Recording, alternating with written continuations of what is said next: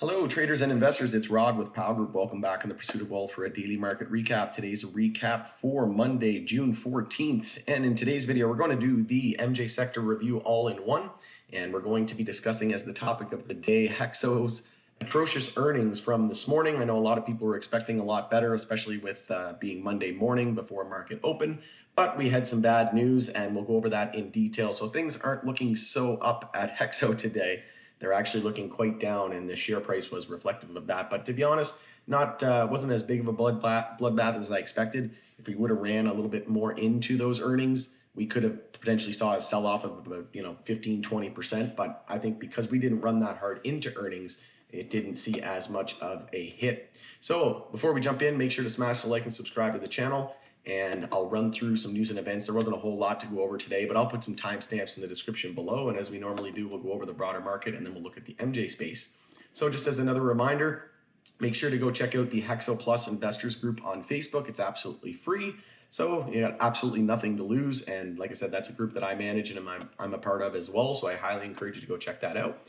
Jamie Dimon and JP Morgan say that they are hoarding cash right now because there's a very good chance that inflation is here to stay. And that's obviously been a concern for the market for some time now. You can't just print trillions and trillions of dollars without, some sort of repercussion. So we'll continue to monitor that very closely. But taking a look at HEXO's earnings. So real quick at a glance, we came in at negative 0.17 EPS, which is exactly in line with the previous quarter. And revenue saw a huge hit, dropping from 32 million to 22 million. Now we did see other LPs, major tier one LPs that lost revenue. So, Canopy, Tilray, all those companies were down. So we were watching to see whether or not HEXO collected some of that extra market share that they lost. But turns out that the tier one companies actually got hit pretty hard to the craft growers and those smaller cap names, especially in Quebec. So again, we'll go over that in a second, but I think Cannara Biotech, which is a premium ultra flower grower in Quebec, I do believe that they just purchased Tea God's Valleyfield, Quebec facility. You can check that video out and my Meet Cannara video on my channel to find out more about who Cannara Biotech is. But essentially, HEXO underestimated that, and they're saying that Sebastian St. Louis on the conference call didn't seem phased at all. He had reasons for the drop in the earnings, and it wasn't because of the economic crisis. It was a fault of their own, and they took accountability and they addressed that on the call. So first and foremost, they were surprised by the just the rise of all of the craft growers in Quebec. So we know Cannara is exclusive to Quebec, and I know social media was going crazy, right? So it's not surprising that they took some of HEXO's market share. But not only that, HEXO, Sebastian St. Louis mentioned that they got rid of 3 strains, and this happened about 12 months ago. And they pulled 3 strains out of the Quebec market, and that ended up hurting their sales. And those SKUs or those products were selling very, very well.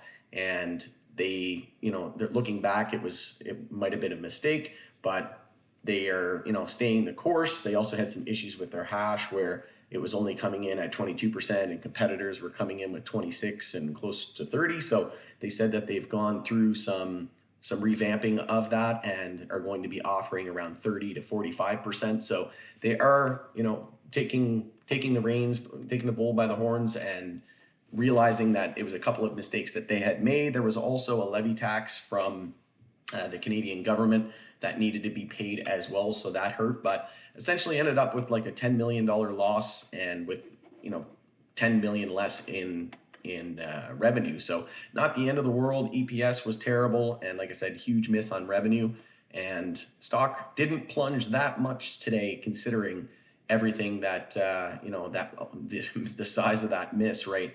And again, if we would have ran a lot more into those earnings, then I would have expected a 10, 20, maybe even 30% pullback based on how bad those were or how much we had run into those earnings, right? So if we would have seen like another 10, 20% of upside, we could have easily dropped, gave that whole move back. So I'm not going to go over this whole thing in detail. You've likely already seen it, but total net sales increased 2% year over year. And just taking a look at, so beverage net revenue, excluding beverage, increased to 14% in Ontario from second quarter 2021.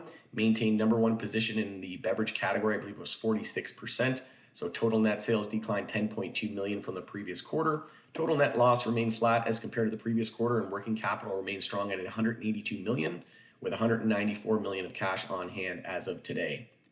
So again, you can just check that out, but this didn't include any of the mergers and acquisitions. So this was all excluding 48 North, Zenabis, and Readycan. Also, we did have the Truss CBD USA product, Veryvel sales on there as well. So we didn't see a whole lot of help in that regard. But they go on to mention here about their new drinks. So the Valencine, Citrus and Watermelon XMG, Veryvel Honey Green Iced Tea, Little Victory Lemonade, and Mola Lime, 5 Lime, which should be ready at any time. We've already got the Watermelon Citrus and Valencine, so we're just waiting on these other 3, which should hit the shelves at any point, really. So keep an eye out for that. So adjusted EBITDA for the period was a 10.78 million loss, and that decreased from 0.2 million positive in Q2 2021. So again, you can check out the details on that, but essentially conference call was very good. They sounded, very confident. Obviously admitted that they made a couple of mistakes, and I know a lot of people weren't that happy with them in terms of how they were delivering themselves. So a lot of people were saying they seemed very overconfident and cocky, and were basically singing a different tune, saying that everything was essentially fine, but it wasn't really fine. And Sebastian St. Louis even alluded to that on the call as well. He said, it may have been a case of being overconfident. So the fact that they are, telling it like it is, that is a point in favor of, just a brownie point in my books. So we're going to let it slide. I'm not completely, I'm not losing my mind. I didn't sell any of my position, and I've got an average a lot lower. I've been accumulating since pre-split. So, only down like 6% in my swing account. And like I said, still up in my long-term position. So we'll look at the HEXO chart in just a second, but we will run through the crypto space. So the crypto space had a nice bounce there earlier on this morning and basically faded it all back.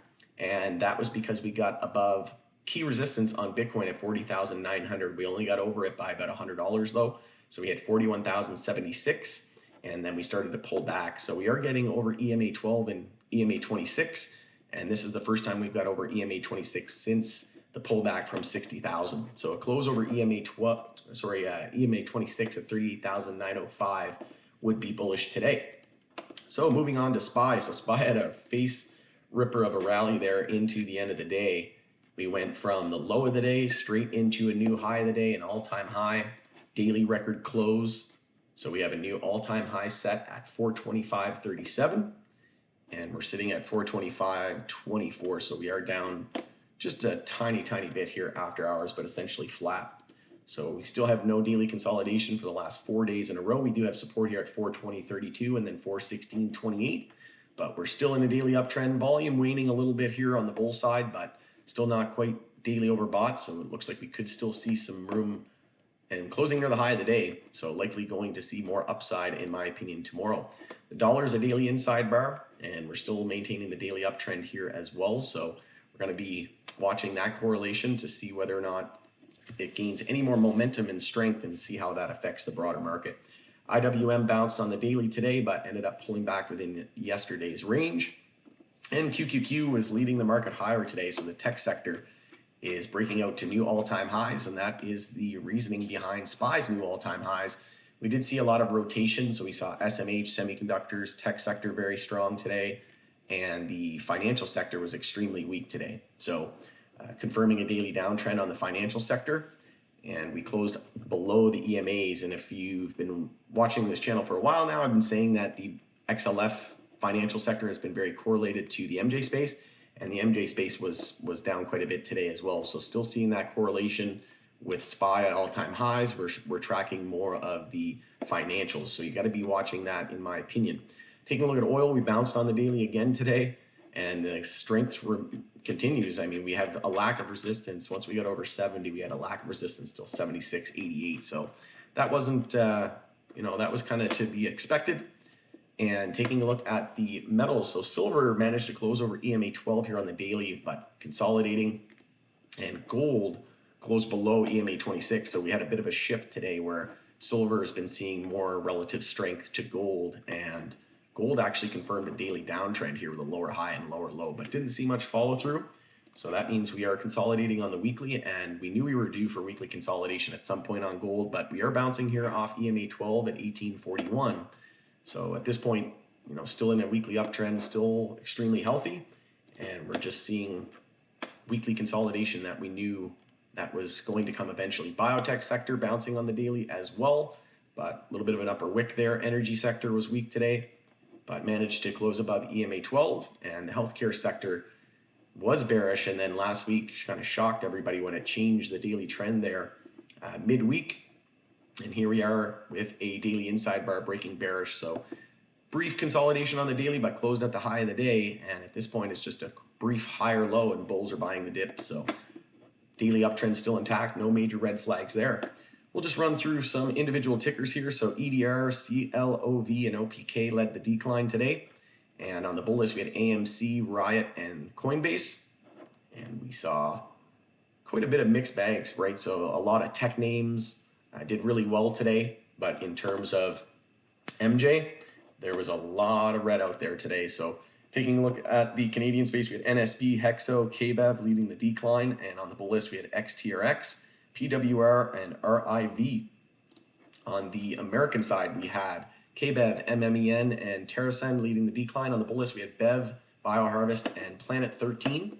So we'll just take a look at the HEXO chart here. So HEXO is up quite a bit here after hours, sitting at 624. And again, saw the broader market rip there into the end of the day. And like I said, XLF sort of, saved itself there into the end of the day as well with a little bit of a lower wick. We did have support here at 37.22, which we lost, and now we have support at 36.59 and then 36.54. So going to be watching the correlation to XLF tomorrow, but personally I didn't sell any of my HEXO, and if you tuned into my video from last week, I said that my plan was to basically I was in a holding pattern. So at this point, if we lose 564, I'll be worried, because even with these terrible numbers that just came out today, we're still maintaining this weekly equilibrium. So we had the low, high, higher, low, double top, now looking for a weekly higher low, and we're getting extremely tight, but we are holding EMA 26 here on the weekly, and that level's at 609, closed at 618, and I don't even believe we just barely lost $6 today. So the fact that we didn't have any support really until 564, and we only dipped briefly below $6, I think that's bullish in my opinion. And the high of the day is 624, which we are right at here after hours. So if we do break 624 here after hours into tomorrow, then we have a gap here at the chart as well at 649. So even just from current levels to that gap fill, you're looking at about a 4% bounce. But we could see an EMA 12 and 26 bear cross of those EMAs. But personally, as long as we maintain above 564, then bulls are just fine. This isn't the end of the world. And the key support being 502, that is the most important, and then 564. So again, my plan in my swing account was to hold. I didn't see any major red flags last week, but we didn't change the weekly trend. That was a little bit concerning, but again, we were tightening up, and again, I'm not going to worry unless we lose 564. If we lose 564, I'll exit some of my swing position, look to reload cheaper near 502 support, but that's essentially my game plan. It's just a hold at the moment. And at this point, we're looking at the monthly inside bar. So we have support at 564 and resistance at 755. And if we maintain this tightening range and we break 755 from here, that's going to really take people by surprise, because that would confirm a weekly uptrend. So all about 564 tomorrow. And 755, we need to break above 755 to confirm a weekly uptrend and monthly consolidation being over at that point. But we did have another small red flag. So last week we didn't see the MACD cross bullish, and here we are back down below the 10-week moving average. Stochastic with a sharp decline as well, hasn't seen a bear cross yet, but we'll want to close the week over 638 to remain bullish on that weekly moving average. We also lost the 100 weekly moving average, which we were back testing and holding And it was the first time we got over it since that massive run up to the 200 weekly moving average and that 1104 high. So coming back down within that now. So again, just another little bit of a red flag, but it looked good going into last week, but we had that upper wick closing near the low. So we did have some red flags, but again, overall surprised and just pleased with, you know, the amount of buying on the dip on HEXO. So was expecting a lot more downside, but again, we didn't run that hard into earnings either. We also lost the 50-day moving average at 632. So tomorrow we will be watching that as a potential resistance zone. And we also have the 10-week moving average at 638. So those mid 30s are going to be tough. And we were holding the 100-day moving average, and we closed below that as well last week. So again, another little bit of a small, tiny red flag. And now we're going to be turning our attention to the weekly view up, which has been holding on all of these recent pullbacks, and that's sitting at 585. So like I said, we pulled back today, low of the day, we hit, I think it was 594. So 594, we held that weekly view up at 585, and I'm going to be extremely concerned if we lose that, if we close a weekly candle below 585. But again, not not sweating.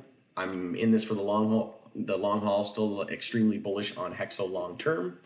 And in my opinion, these are just growing pains. So let me know in the comments below if you are, worried at all about your position. If so, there's a good chance that maybe you went a little bit, too heavy. And again, I know a lot of people were expecting a lot better numbers, but you got to keep in mind too that Ontario had stores that were closed due to the economic crisis. Things are starting to look better in terms of reopening. So there's lots to be looking out for, right? They could announce at any time an entry into other states like New Jersey or New York, that type of thing through their venture with Molson Coors. They could announce a new CPG partner, or, we could see US legalization. There's so many different, catalysts that are coming down the pipeline that, you don't want to go sleeping on MJ just yet. And I've seen a lot of people on social media just, kind of throw in the towel. And, you kind of just need to zoom out. So when you're seeing that drop in the pre-market, it looks pretty bad. But when you zoom out to the weekly here, we still haven't even lost support yet. So all things considered, I think we held up relatively well. And if you had a bit of a rough day today, don't sweat it. It happens. We've all been there, and just understand that, the market is very emotional, right? And we just need to practice keeping our emotions in check. And to be honest, the miss today is just growing pains, in my opinion. I think that the best days are yet to come. And again, just don't get too hard on yourself. There's no way you can't have a crystal ball. There's no way we would have known. But again, long-term macro picture, I am still extremely bullish on HEXO. So thanks again for joining us on the Pursuit of Wealth for a daily market recap and MJ sector review. Smash a like and subscribe to the channel on your way out. I would appreciate it. Lost my voice today a little over the weekend, in case you didn't notice, but was able to get through it here today. So once again, thanks for tuning in. Always appreciate the support, and we'll see you tomorrow after market close.